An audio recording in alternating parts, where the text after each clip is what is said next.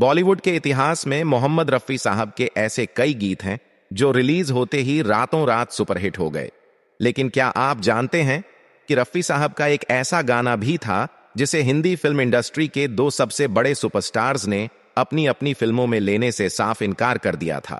एक सुपरस्टार ने दो टूक कह दिया था कि यह गाना उनके और उनकी फिल्म के लायक नहीं है। दूसरे सुपरस्टार को यह गीत इतना नापसंद आया कि उन्होंने इसे बिल्कुल बकवास और बहुत लाउड तक कह दिया था। नतीजा यह हुआ कि यह गाना 1 या 2 साल नहीं बल्कि पूरे 7 साल तक फिल्म इंडस्ट्री में रिजेक्टेड गानों के ढेर में पड़ा रहा। संगीतकार को लगने लगा था कि जिस धुन पर उन्होंने इतनी मेहनत की है वह शायद कभी दुनिया के सामने नहीं आ पाएगी। लेकिन फिर कहानी ने अचानक करवट ली। एक तीसरे हीरो की एंट्री हुई जिसने इस ठुकराए गए गाने को अपनाया और आज वही गाना हिंदी सिनेमा का एक कल्ट क्लासिक माना जाता है। अब सवाल यह है कि आखिर कौन थे वह दो सुपरस्टार जिन्होंने अनजाने में अपने ही पैर पर कुल्हाड़ी मार ली? किस कलाकार की किस्मत इस गाने ने चमका दी और 2 बार रिजेक्ट होने के बावजूद यह गाना बिना का गीतमाला की सूची में कौन सा स्थान हासिल करने में सफल रहा? इन सभी सवालों के जवाब हम आपको इस वीडियो में विस्तार से बताएंगे। उससे पहले अगर आपने अभी तक हमारे चैनल को सब्सक्राइब नहीं किया है तो कर लीजिए और वीडियो के अंत तक हमारे साथ बने रहिए। अब चलिए इस दिलचस्प कहानी की शुरुआत करते हैं। यह कहानी शुरू होती है साल 1961 में रिलीज हुई फिल्म जब प्यार किसी से होता है से। जब प्यार किसी से होता है तो दर्द सा दिल में होता, जिसका निर्माण और निर्देशन नासिर हुसैन ने किया था। इस फिल्म में देव आनंद, आशा पारेख और प्राण मुख्य भूमिकाओं में नजर आए थे। फिल्म का संगीत शंकर जयकिशन ने तैयार किया था और गीत हसरत जयपुरी और शैलेंद्र ने लिखे थे। फिल्म के लिए कुल 9 गाने रिकॉर्ड किए गए थे, लेकिन अंतिम रूप से फिल्म में सिर्फ 8 गीतों को ही शामिल किया गया। एक गाना फिल्म से बाहर कर दिया गया और यहीं से शुरू होती है उस गाने की कहानी जो आगे चलकर इतिहास बन गया। दरअसल हसरत जयपुरी ने एक बहुत खूबसूरत गीत लिखा था। आजकल तेरे मेरे प्यार के चर्चे हर जुबान पर, आजकल तेरे मेरे प्यार के चर्चे हर ज़बान पर। सबको मालूम है और सबको खबर हो गई। इस गीत के लिए शंकर जयकिशन ने एक जोश भरी और तेज धुन तैयार की थी जिसे मोहम्मद रफी और सुमन कल्याणपुर की आवाज में रिकॉर्ड किया गया। रिकॉर्डिंग के बाद जब शंकर जयकिशन बड़े उत्साह के साथ देव आनंद को गाना सुनाने गए तो उनकी उम्मीदों के विपरीत देव साहब की प्रतिक्रिया कुछ खास नहीं रही। उन्हें यह गाना अपने किरदार के अनुकूल नहीं लगा। देव आनंद अपने किरदारों और फिल्मों के मूड को लेकर बहुत सजग रहते थे। जब उन्होंने यह गाना सुना तो उन्हें लगा कि इसकी धुन और भाव उनकी फिल्म की कहानी और उनके गंभीर किरदार से मेल नहीं खाते। इसी वजह से उन्होंने इस गीत को अपनी फिल्म में लेने से मना कर दिया। नतीजा यह हुआ कि इतना खूबसूरत गाना फिल्म से बाहर कर दिया गया और वर्षों तक टेप लाइब्रेरी में बंद पड़ा रहा। हैरानी की बात यह है कि देव आनंद जैसे विजनरी कलाकार भी इस धुन की असली कद्र नहीं कर पाए। बहरहाल समय बीतता गया और 5 साल गुजर गए। फिर साल 1966 में फिल्म सूरज आई जिसका निर्देशन टी प्रकाश राव ने किया था। फिल्म में राजेंद्र कुमार, वैजयंती माला और मुमताज मुख्य भूमिकाओं में थे। जब शंकर जयकिशन फिल्म सूरज का संगीत बना रहे थे तो उन्हें अपनी पुरानी धुन याद आई। उन्हें लगा कि यह गीत सूरज के रोमांटिक माहौल में खूब जमेगा। उन्होंने यह गीत राजेंद्र कुमार को सुनाया। राजेंद्र कुमार उस समय इंडस्ट्री के सबसे बड़े सितारों में थे और उनकी राय बहुत महत्वपूर्ण मानी जाती थी, लेकिन उन्हें भी यह गाना पसंद नहीं आया।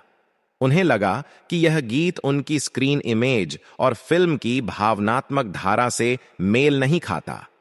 शायद उन्हें लगा कि यह गीत उनकी इमेज के लिए बहुत तेज है। इस तरह इतिहास ने खुद को दोहराया और एक बार फिर यह शानदार गीत फिल्म से बाहर हो गया।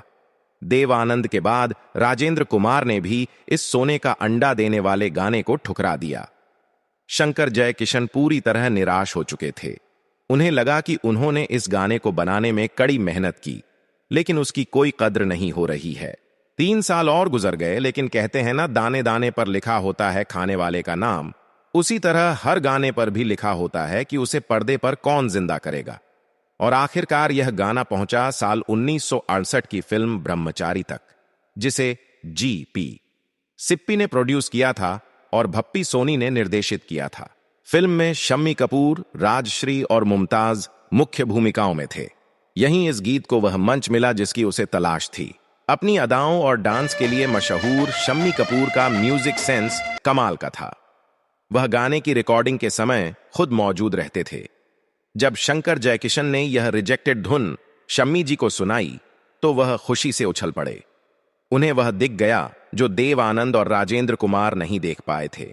शम्मी कपूर ने कहा, यह गाना तो मेरी फिल्म में ही जाएगा, और फिर जो हुआ वह इतिहास बन गया। शम्मी कपूर की ऊर्जा से भरी परफॉर्मेंस, मुमताज की मासूम अदाएं, शानदार संगीत और मोहम्मद रफी और सुमन कल्याणपुर की आवाज का जादू, इन सब ने मिलकर इस गाने को ऐसा रूप दिया कि यह सिर्फ एक गीत नहीं बल्कि पूरी फिल्म की पहचान बन गया।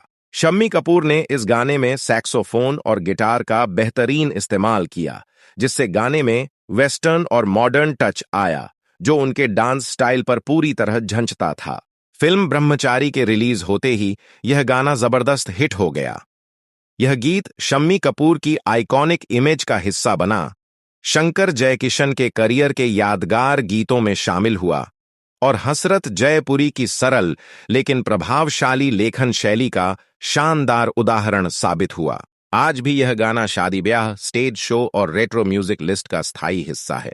इस गाने की वीडियो का सबसे बड़ा आकर्षण मुमताज और उनकी साड़ी थी।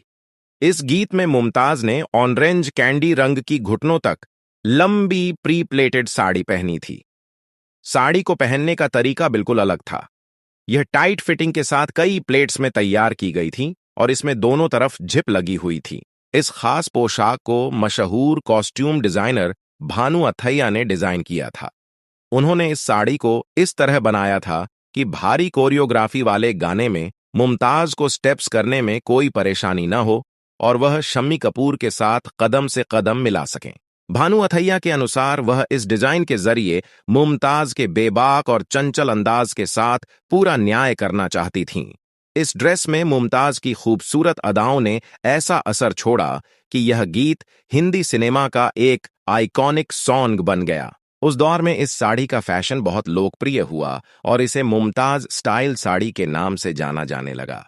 और इस तरह जो गाना देव आनंद और राजेंद्र कुमार को पसंद नहीं आया, वही गाना फिल्म ब्रह्मचारी की सबसे बड़ी पहचान बन गया। यह गीत साल 1968 में बिना का गीत माला की वार्षिक सूची में चौथा स्थान हासिल करने में सफल रहा।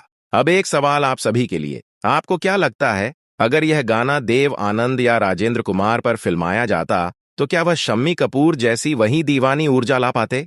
अपनी राय कमेंट बॉक्स में जरूर लिखें। दोस्तों, रफ़ी साहब बहुत बड़े गुलकार थे और उन्होंने अपनी आवाज़ से लाखों दिलों को मुतासर किया। इनके गाने आज भी वैसे ही सुने जाते थे जैसे बरसों पहले लोग सुनते थे, लेकिन रफ़ी के गाने बहुत हिट हुए हैं। दोस्तों, पाकिस्तान और इंडिया के जो मशहूर गुलकार थे उनमें से रफ़ी साहब एक बहुत बड़े गुलकार हैं जिसने अपनी आवाज़ से लाखों दिलों को मुतासर किया और इनकी आवाज़ आज भी लोगों के दिलों में ज़िंदा है। आशा भोसले, लता और रफ़ी ये बहुत बड़े गुलकार थे जिन्होंने अपनी आवाज़ से लाखों दिलों को मुतासर किया। कई लोगों ने, कई डायरेक्टर, प्रोड्यूसर ने इनके मजाक भी उड़ाए, लेकिन इन्होंने हिम्मत ना छोड़ी और मेहनत लगन से अपने आप को बुलंद किया और आज भी इनका नाम आता है तो लोग बहुत ज़्यादा